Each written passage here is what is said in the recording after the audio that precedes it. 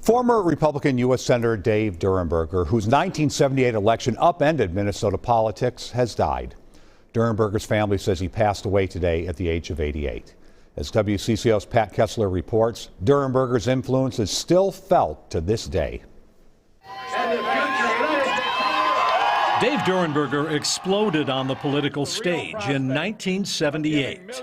That year, Republicans took unexpected control of Minnesota's top elected offices. In committee, particularly. Durenberger served 16 years in the Senate, carving out a reputation as a national expert on health care reform. He was a key player in the landmark Clean Air Act, setting tough new pollution standards, and a champion for the Boundary Waters canoe area. Durenberger played a major role in civil rights for disabled people. He was a force behind the Americans for Disabilities Act, the first federal law prohibiting discrimination against people with disabilities. I will work my hardest. But Durenberger also had political setbacks. He was rebuked by the Senate in 1990 for ethics violations over speaking fees and travel reimbursements. He did not seek a fourth Senate term. In his later years, Durenberger criticized what he called his Republican Party's hard swing to the right, and he endorsed Hillary Clinton and Joe Biden for president. He was himself a Republican progressive, of which he said few remain.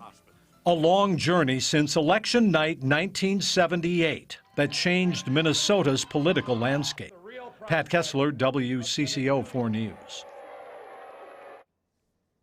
Well, that night Durenberger was elected back in '78 is known in political legend as the Minnesota Massacre because the top of the ticket was swept all by Republicans, and he did become a consequential U.S. Senator. We are told he died at home this morning surrounded by family, including Mike Durenberger, who is one of our family. He is a WCCO photojournalist, so sad news in the political world and here as well. Yeah, our thoughts and prayers with Mike and his family as Absolutely. well, for sure. People, I think they forget how much he did and how much bipartisan effort Dave Durenberger believed in. Yeah, you really can't overstate that. He called himself a progressive in the Republican Party. There aren't too many of those left, but he was somebody who actually did work with Democrats on some of the biggest issues in the country that we still feel today. And I always refer to people talking about the Americans for Disabilities Act, something we live with every day that he was such a big part of. Pat, thanks. You bet.